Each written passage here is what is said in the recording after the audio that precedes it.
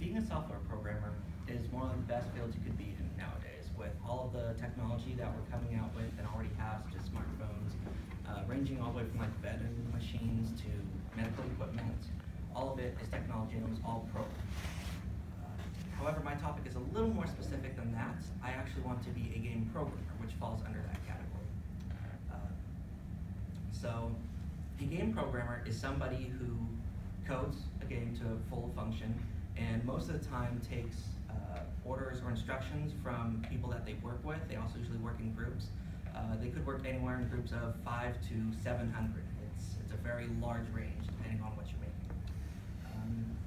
Video games were actually once thought to be lazy, just mind-numbing horde things, and my parents felt the same way, but I didn't. And according to Chris Hoadley, who is a National Science Foundation program, he's a program director there at NYU, he says that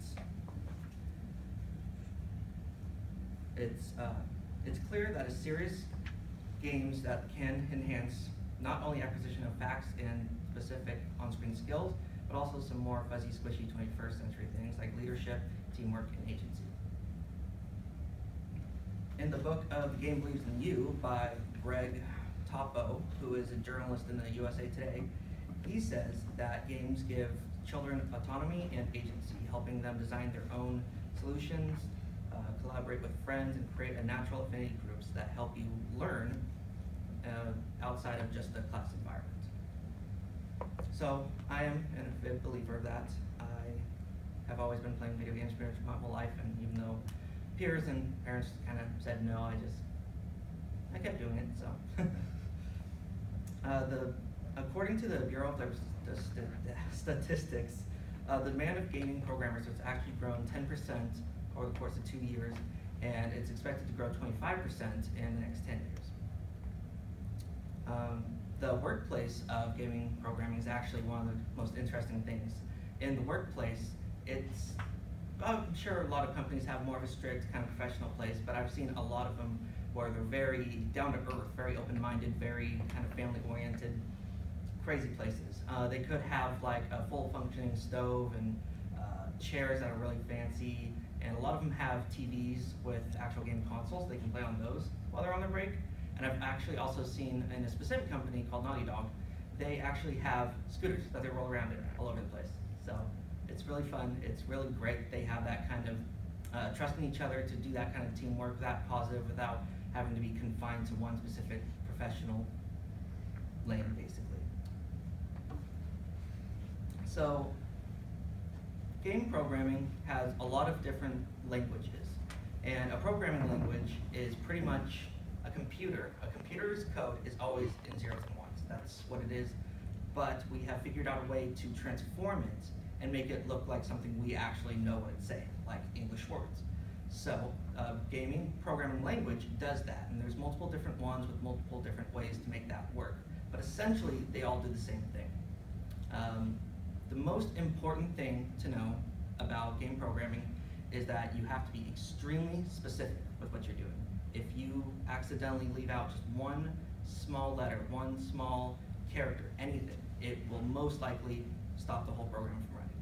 It's very important that you stick everything there, make sure it's all done correctly, and make it go on. Game programming can be often hard, which is why people don't do it alone. They always do it in groups, because if you want to make a game, it could take probably 4 or 5 years with a group of 5 people. Alone, depending on what you're making, it could be over a decade by the time you're done. So it's really important that they have groups to work in.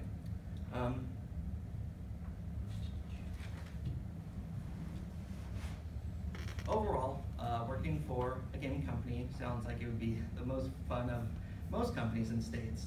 And it's actually a really fast-paced environment, because although you do have that trust with people, you constantly have to work with all those people that are in the building. So if it's 700 people, you really have your workload.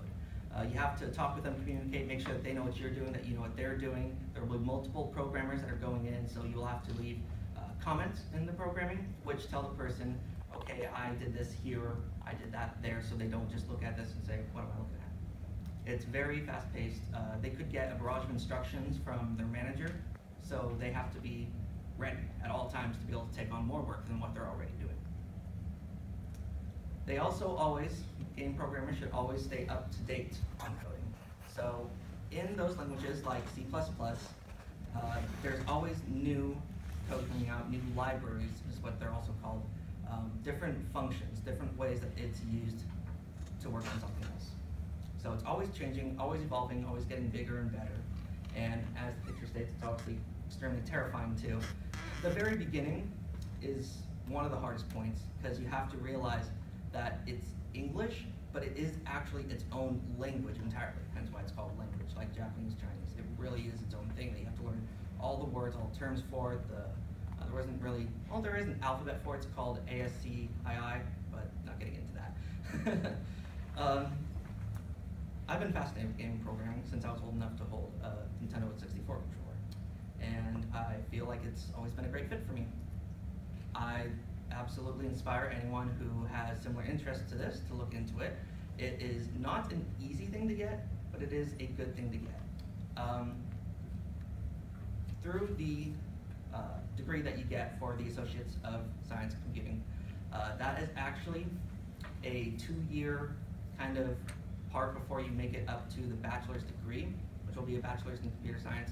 And it's a little confusing because it does say computer programming. You can program computers, but it's not all you're doing. So it's a little confusing, but I absolutely inspired by all of it, and I absolutely hope that all of you might have been inspired as well.